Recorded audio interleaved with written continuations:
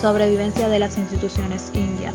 Estos proyectos nacieron al compás de la necesidad misma del trabajo y de su tarea liberadora. Su fundador, Elizardo Pérez, ya que tenía una idea global de lo que debería realizarse. Elizardo Pérez empezó dando semanalmente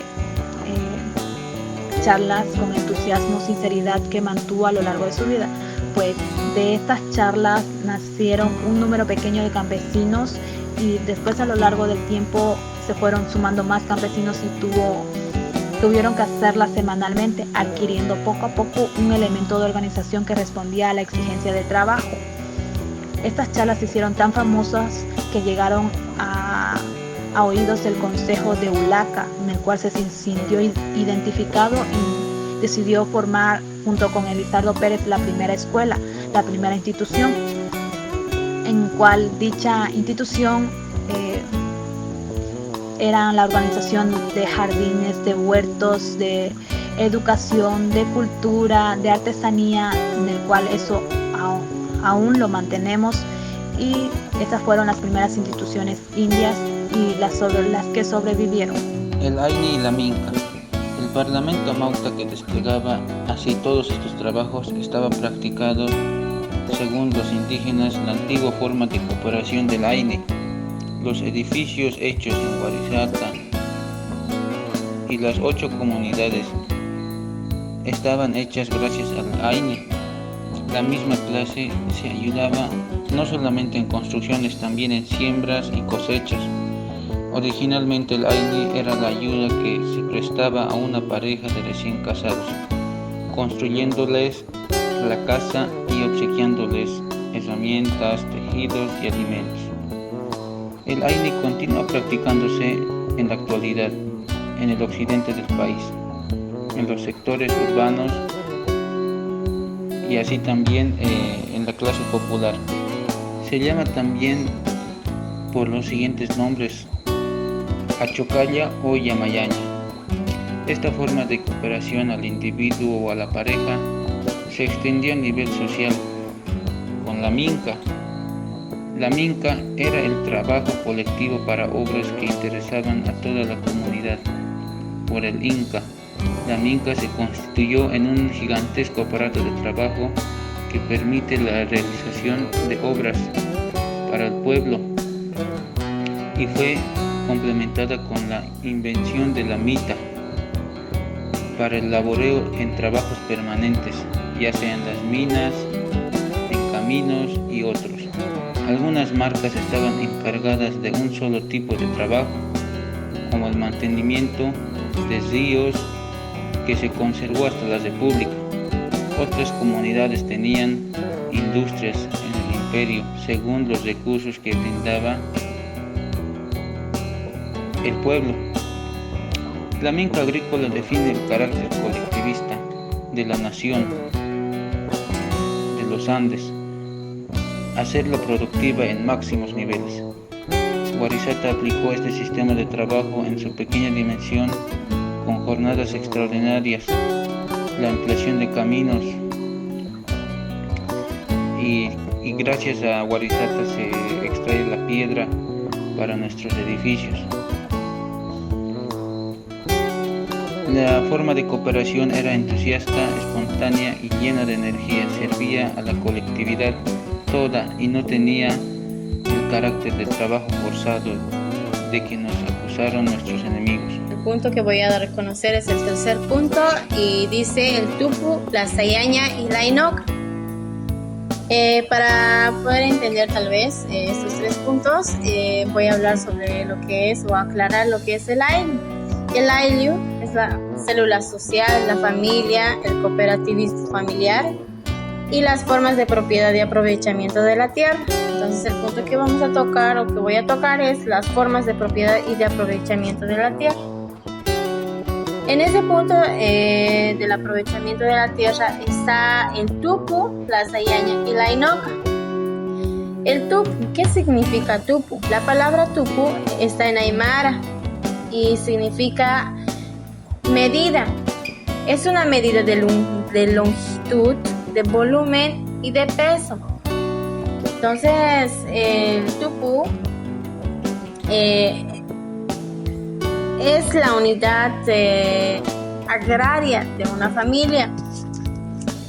En el texto nos dice que antes allá tenían una costumbre de conceder tierras. Entonces se concedía tierras a cada padre de familia, a cada familia. Es decir, al padre se concedía un tupo de tierra, medio tupo de tierra para la mujer y a un tupo entero de tierra a cada hijo varón y medio tupo a cada hija. Entonces, este sistema siempre dotaba de tierra a toda la población, desde que nacían hasta que morían. Entonces, esto permitía la sobrevivencia del ayllu de forma definida. Entonces, cada tupu que tocaba a cada miembro de familia, si era en una zona fértil, si era en una zona fértil daba más productividad. Y si era en una zona pobre, entonces tenía poca productividad y eso era porque tenía poca extensión en su tierra. Pasando a lo que es a las sayañas, la sayaña era la unidad económica en ese entonces, económica del ayllu. Era la repartición de las tierras a las familias. También un conjunto de tupus formaba la sayaña. También nos dice que la escuela de Warisata se fundó en el ayllu donde había una sayaña, y esta sayaña constaba de 20 parcelas de diferentes extensiones, y esto era de acuerdo a la calidad de la tierra. El ayllu y el marca. En el ayllu ya se existía la división del trabajo, una religión con creencias sobre un dios supremo. Como sabemos bien, ellos tenían dioses como el sol, la luna, la naturaleza, la Pachamama. Gran sabidurías con respecto al cultivo. Eran destacados por sus técnicas que tenían en el cultivo, la tierra y en el agua. Ciencia médica, moral que se respeta y se cumple, sus valores. El ayllu ya conocía el tejido, la cerámica, orfebrería, aleaciones. Fabricaron armas, sabían navegar, tenían técnicas de cultivo muy avanzadas, tenían artes y artesanías. Según Margan, los incas estaban a un paso de la civilización y en gran manera eran una nación plenamente civilizada. En cambio, en Europa reinaba el hambre, opresión brutal, el caos productivo y la injusticia. Entonces, nunca hubo eso de que el ayllu eran retrasados, ya sea en su educación, cultura y en sí. El incario y su territorio. El Inca dividió la producción agrícola en 3 sectores. La tercera parte la estaba destinada a él y su corte, o sea, al mantenimiento del Estado. Pero este no significaba acumulación de riqueza o fortuna. La parte del Inca, por tanto, era devuelta de forma de subsidio, asistencia social para enfermos, ancianos, inválidos, soldados y funcionarios. Lo sobrante se almacenaba en los tampus, muchos de ellos en caminos. Todos los viajeros podían usar de sus productos con la mayor libertad. Otra tercera parte de la producción estaba destinada al culto al sol y las deidades indias. La religión se rodeaba del esplendor y atractivo manifestados en las fiestas y ferias agrícolas, sobre todo al iniciarse las estaciones. Otra parte también está destinada a la producción del pueblo y debido ser suficiente para llenar todas sus necesidades. Como se puede ver en la imagen, las tierras del Estado estaban destinadas a cada ayllu, otorgaba tierras al Estado. Bienes almacenados en colcas, trabajaban en la ermita y sirven para redistribución. Tierras del Inca. pertenecen al Inca y luego a su panaca. La panaca eran las familias de descendientes de un Inca reinante, ubicados en el Cusco, que también trabajaban en la mitad por Yanaconas. Las tierras del sol, ubicadas en todo el Tahuantinsuyo, sirven para templos y personas en los cultos. Y las tierras del Ayu, que eran administradas por todo el Ayu.